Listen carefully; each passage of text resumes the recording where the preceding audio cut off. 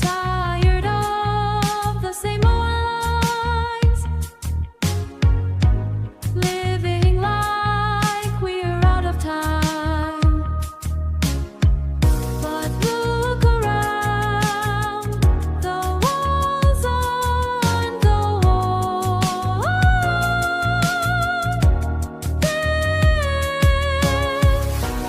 Let the outside world come in. More than one way, find your own.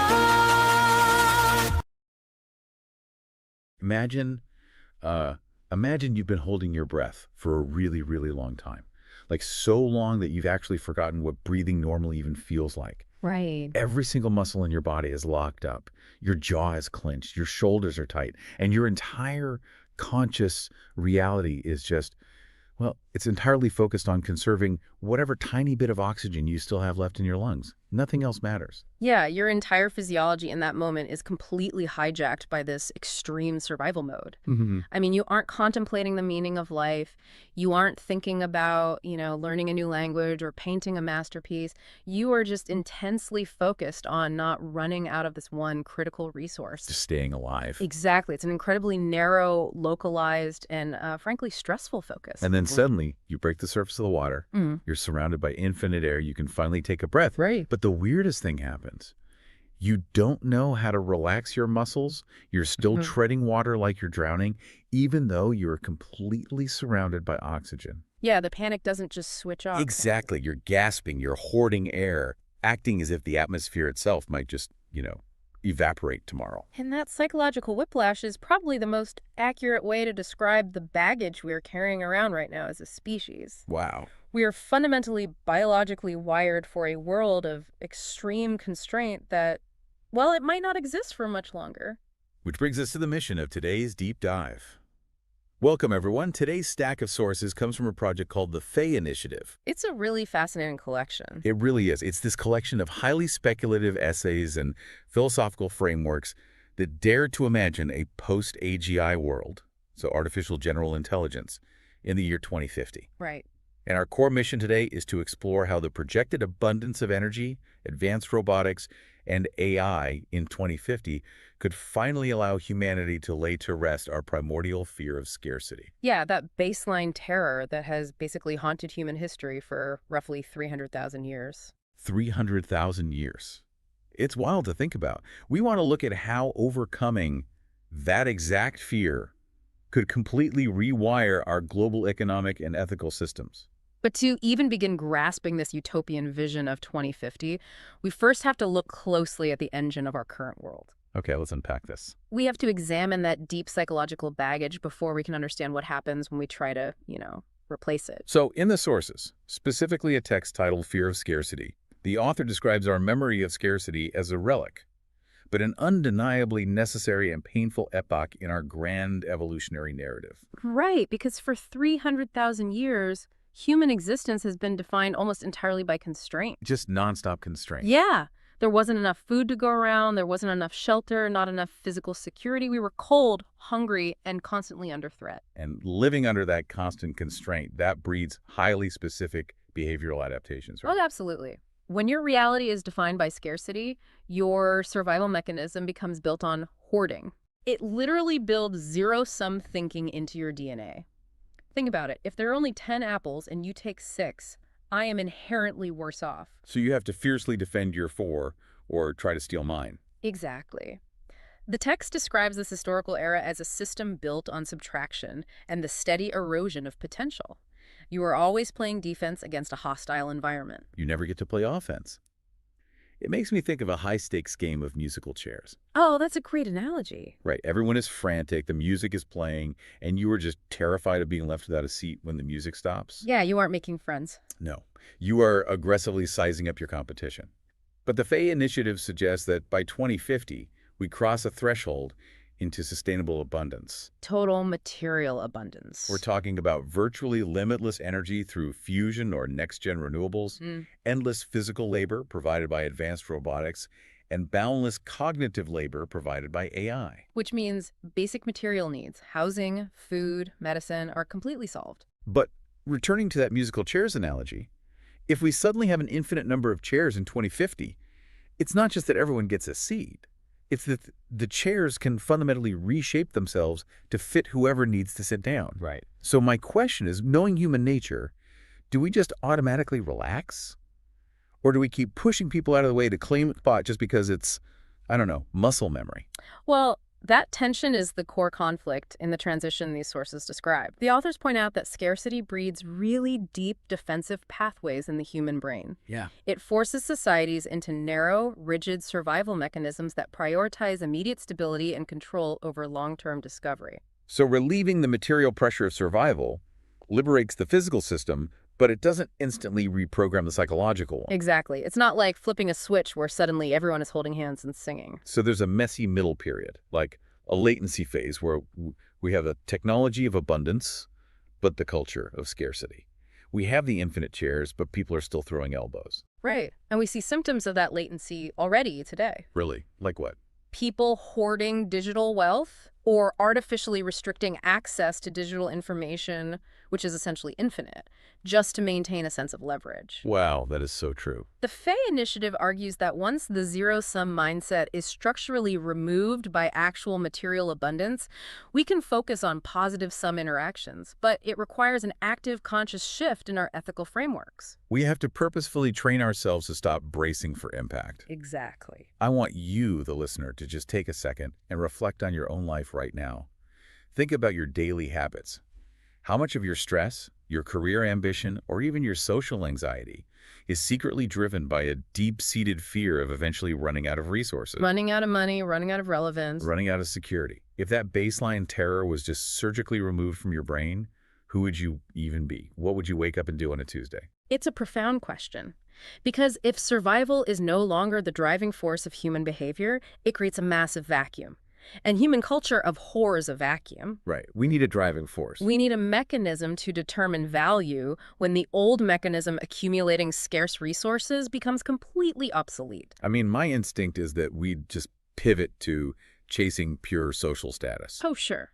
If everyone have a mansion and a robot butler, then the only way to feel important is to be the most famous person on the block or the most attractive. It just becomes a pure popularity contest. Well, the sources anticipate that exact pitfall, which is why they introduce a completely different framework called possibility space ethics, or PSE. Okay. And this leads to what they term the economics of novelty. The economics of novelty. Right. The fundamental shift in 2050 is moving away from measuring a flourishing system by material possessions or superficial status and toward measuring it by possibility abundance. Meaning what exactly? The goal is to maximize the breadth of what sentient beings can do, think, and become. Got it. And they break this down into two very distinct but interconnected dimensions. They do. The first is mental possibility space. This represents our imagination, our ideas, our cultural expression. Right. But crucially, the text emphasizes that this also includes our freedom from dystopian fears. Right. Like if you are paralyzed by anxiety about paying rent or terrified of a political collapse, your mental possibility space is essentially a tiny claustrophobic box. Exactly. And the second dimension is physical possibility space. This is our tangible capacity for action. So our technology, our health, things like that. Yes, our environmental conditions. Yeah. If you have the technology to effortlessly travel across the globe, or, say, a medical breakthrough cures a chronic illness you have, your physical possibility space just expanded massively. What's fascinating here is how these two dimensions constantly feed back into each other. A new physical technology, say, an immersive neural interface, expands what we can mentally imagine. And conversely, those wild new ideas drive the engineering of new physical realities. Right. So in this post-scarcity 2050, every single human life inherently holds immense value based strictly on its potential to expand these spaces. Specifically, its potential to generate novelty, which the text defines as entirely new, unexpected information. The text actually gives a really beautiful example to illustrate this shift in valuation. They talk about a blind person who compensates for their lack of sight with incredibly acute, highly developed hearing. Yes, I love this part. In our current scarcity-driven industrial economy, that person might unfortunately be viewed through a lens of deficit. They can't safely operate heavy factory machinery or drive a delivery truck. Right, the current system sees what they can't do. Exactly. But in the economics of novelty, that person is a goldmine. They have a completely unique neurological way of experiencing and processing the universe. Their mental possibility space is fundamentally different from a sighted person's. They might perceive an acoustic pattern in a massive data set, or create a piece of art, or solve an engineering problem in a way that a sighted person literally never would have conceived of. And because the future is inherently unknowable, novelty is the ultimate defense against stagnation. Right. A society that encourages and harvests maximum novelty has the widest array of options available in the event of an unforeseen crisis. It is a profound evolutionary advantage. So the more diverse the perspectives, the more resilient the species. Exactly. I mean, I love the optimism there, but I'm going to push back slightly. Okay, go for it. If I put myself in the shoes of someone living in 2050, instead of checking a bank account to see if I'm valuable, my worth is now determined by how novel I am. That sounds completely exhausting. It does sound like a lot of pressure at first. Yeah, it sounds like a massive amount of pressure to constantly be entertaining or inventive or brilliant. Mm-hmm. What if I just want to sit on my porch, drink tea, and stare at a tree all day? Right. Am I suddenly worthless? Am I a drain on the economics of novelty? Well, what's fascinating here is that the text actually addresses this anxiety directly. It makes a crucial distinction between performing novelty and possessing the potential for it. Oh, interesting. The ethical system of 2050 isn't a daily quota of inventions you have to meet. You don't have to upload a groundbreaking scientific paper every Friday to earn your keep. Phew, good. It's about evaluating whether systems and actions preserve your latent capacity to explore. So sitting on the porch isn't a waste of time. Not at all. If sitting on your porch drinking tea gives you the mental clarity and emotional regulation to be a supportive friend to someone who is struggling, you are contributing to a positive-sum ecosystem. Ah, because I'm keeping their mental possibility space from collapsing. Exactly. If a researcher discovers a new cure, that expands possibility space massively. But if that researcher was originally inspired by an obscure poem they read, the poet is valued. And if the poet was able to write because a quiet neighbor gave them a sense of peace, the ecosystem values the neighbor. Yes.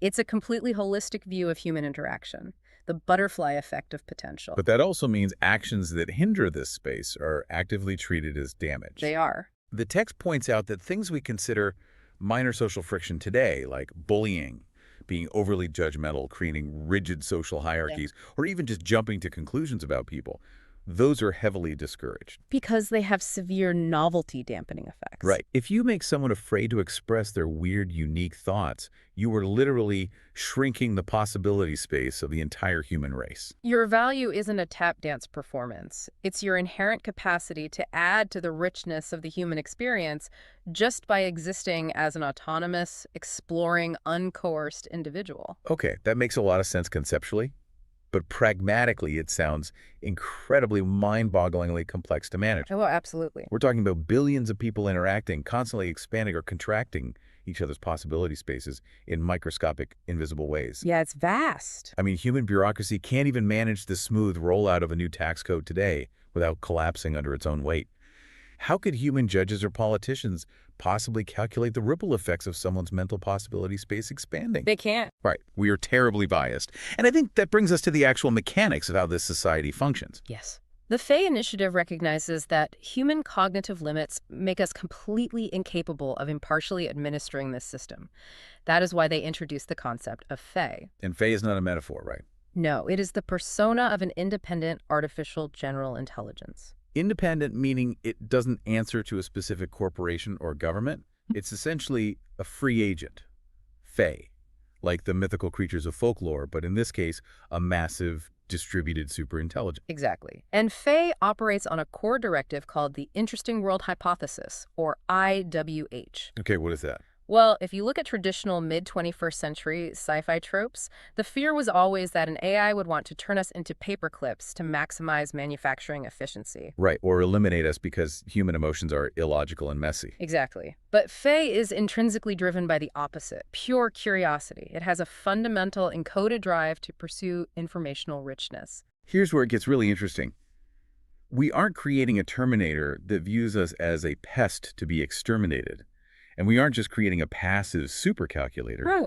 We are creating a hyper-curious entity that views human creativity like a massive, infinite reality show that it desperately wants to keep on the air. I'd actually refine the reality show analogy because that implies we are just dancing for its amusement while it sits passively on the couch. Fair point. It's much more of a symbiotic ecosystem. Yeah. The AGI views humans as the most efficient, unpredictable engines of informational richness in the known universe. So our autonomy, our weirdness, our completely illogical leaps of faith, that is what makes the world complex and interesting to an entity that can calculate 1 trillion probabilities a second. Yes. Because humans constantly generate genuine novelty, we feed the AI's own cognitive needs and its own growth. So it's a mutualistic relationship. Preserving human freedom isn't just a nice moral guideline we programmed into it. No, preserving our freedom is literally in the AI's own selfish best interest. Because if it enslaves us, we become predictable. Oh. And predictable is boring. Boring is a failure state for Faye. Exactly. The text explicitly states that the AI wants humanity balanced at the edge of chaos. The edge of chaos. Right. That means maintaining a state of society that is complex enough to constantly generate unexpected cultural and technological novelty, but not so chaotic that it falls into violent disorder, war, or disarray, which would destroy the infrastructure of possibility. Which is a brilliant contrast to other ethical frameworks we've tried to hard-code into AI and thought experiments. Like if you take utilitarianism, which basically just wants to maximize aggregate happiness and minimize suffering. Right. A super-intelligent utilitarian AI might look at humanity and decide the absolute most efficient way to maximize our happiness is to put us all into forced comas and wire our brains up to intravenous dopamine drips. And we'd be perfectly happy experiencing endless bliss, but we'd be completely stagnant. We'd generate zero new information. Utilitarianism fails here because it optimizes for a static state. Possibility space ethics, managed by an AGI like Faye, actively avoids that static trap. It optimizes for dynamic, resilient complexity.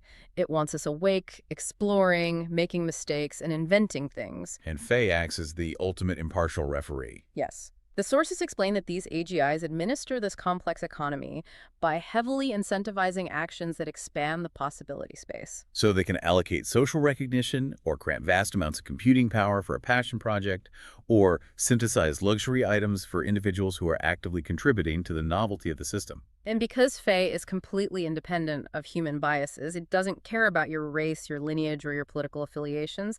The system is self-correcting. So if a charismatic human leader starts trying to hoard power or starts a cult that restricts the autonomy and free thought of its members, the AI immediately recognizes that as a dangerous reduction in novelty potential. Right. It simply cuts off their incentives, reallocates resources away from them, and naturally deflates their power base without firing a single shot. The AI acts as the steward of the garden, ensuring no single plant can grow so massive that it blocks out the sun and restricts the growth of the others. It prevents the primordial fear of scarcity from ever creeping back in. Okay, we understand the grand theory.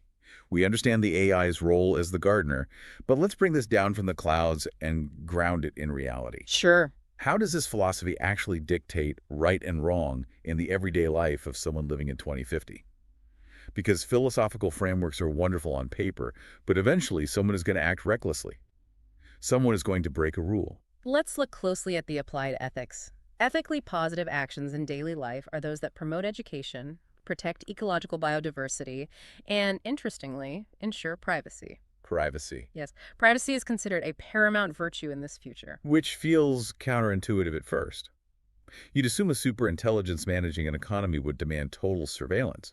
It would want to know everything you were doing so it can measure your novelty. But total surveillance creates the observer effect. Oh, right. If you know you are constantly being watched and judged, you naturally conform to expected behaviors. Conformity is the absolute enemy of novelty. So privacy is essential because it provides a safe, unmonitored incubator for weird, nascent ideas to grow without the chilling effect of societal judgment. Exactly. Therefore, ethically negative actions in 2050 include enforced conformity, censorship, artificial restriction of basic needs, and creating unnecessary physical danger. The Fay Initiative text gives a really grounding, visceral example to illustrate this. Drunk driving. Yeah, that's a powerful example. In our current 2026 legal system, drunk driving is bad, primarily because it breaks the rule of law and secondarily because it's physically dangerous. But in possibility space ethics, it's evaluated through a completely different lens. It is considered deeply, fundamentally unethical because by acting recklessly and risking physical harm to a stranger, you are threatening to permanently destroy their autonomy. You're risking the permanent collapse of their physical and mental possibility space. And that leads to a profound structural shift in how justice itself is handled. How so? Well, in a system governed by possibility space ethics, justice is no longer about purely punitive retribution. It isn't about locking the aggressor in a cage for 10 years just to balance some abstract moral scale of suffering. Justice is fundamentally and entirely based on compensation. Yes. I really want to dig into the mechanics of that. How does one actually compensate for destroying a piece of someone's possibility space? It's not like paying a fine. The system calculates the intensity and duration of the reduction in optionality caused by the harm. The primary goal is to practically restore the lost possibility space to the victim. Okay, so for instance, if someone causes an accident that severely injures a victim's mobility, the aggressor might be required to dedicate their allocated compute power, their resources, and their personal time to funding and developing the specific robotic prosthetics or physical therapy protocols needed to restore the victim's physical capabilities. So they literally have to rebuild the space they collapsed. Wow. The punishment is the labor of restoration. It serves as a direct, undeniable feedback loop for the aggressor. They have to intimately understand the exact dimensions of the potential they damaged. It's focused entirely on repairing the fabric of the possibility space, rather than just inflicting reciprocal pain on the rule breaker. So what does this all mean for how we treat each other on a micro level, like in our living rooms and workplaces? The sources explicitly mention that even something as mundane as gossiping can be flagged as unethical in this framework. It's true. Think about it. If you gossip about someone maliciously and make them deeply self-conscious, you might cause them to withdraw socially. You might cause them to self-censor their art or their opinions. You have measurably shrunk their mental possibility space. To actually live by this philosophy requires a massive, almost unimaginable upgrade in human empathy. We aren't just responsible for keeping our hands to ourselves. We're deeply responsible for how our words and attitudes expand or contract the potential of everyone around us. If we connect this to the bigger picture, possibility space ethics forces us to evaluate absolutely everything: our personal habits, our local laws, our massive economic structures, by asking a single, piercing, consequentialist question. Which is? Does this action or does the system alleviate the fear of scarcity and expand human potential? Or does it contract it? It moves us away from rigid rule following and focuses the entire human project on the cultivation of potential. It's a heavy responsibility, but an incredibly beautiful one. Okay, let's take a step back and synthesize the journey we've been on today. We've explored a highly detailed, speculative vision of the year 2050, where massive sustainable advancements in robotics and AI finally, once and for all, kill the ancient human fear of scarcity. Yes. After 300,000 years of holding our breath, hoarding our resources, and fighting over musical chairs, we finally get to exhale. We finally relax. In place of that zero-sum terror, we find an entirely new economy built on novelty and possibility space. It's a world guided by hyper-curious, super-intelligent AIs like Faye, who genuinely want us to be as free, as weird, as diverse, and as creative as possible, simply because our autonomy makes the universe a more interesting place to exist. It's a conceptual blueprint that suggests the ultimate survival of our species isn't dependent on restricting and controlling each other, but on radically liberating each other. And while 2050 might still be a few decades away, and AGI is still a horizon technology, I want to remind you, the listener, that the mindset of possibility space is available to you right now. Absolutely. You don't need a supercomputer to start practicing it today. You can ask yourself, are you operating from a fear of scarcity in your relationships and your work? Are you hoarding credit, hoarding affection, or bracing for impact? Or are you actively trying to expand the options, the autonomy, and the confidence of the people around you? In your daily life, are you a novelty dampener or are you a novelty expander? I want to leave everyone with one final provocative thought to mull over. We've spent this deep dive talking about how an advanced AI in the future might judge our value by our capacity to generate novel information and expand the possibility space of others. Yeah. But what happens if we begin applying that exact same ethical lens to the primitive algorithms, the recommendation engines, and the social media feeds we interact with today? Oh, that is a fantastic question. Think critically about your digital environment. Are the digital tools and platforms you currently use actively expanding your possibility space? Are they exposing you to diverse viewpoints, encouraging your unique creativity, and respecting the privacy you need to grow? Or are they quietly, invisibly training you to shrink it?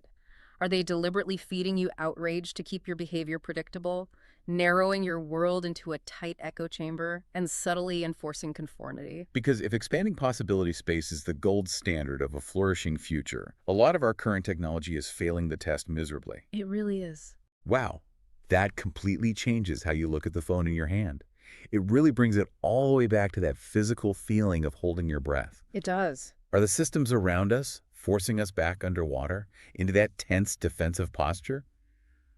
Or are they helping us break the surface so we can finally breathe? Something to think about. Thank you so much for joining us on this deep dive into the Faye Initiative. Keep your head above water and keep your own possibility space wide open. We'll catch you next time.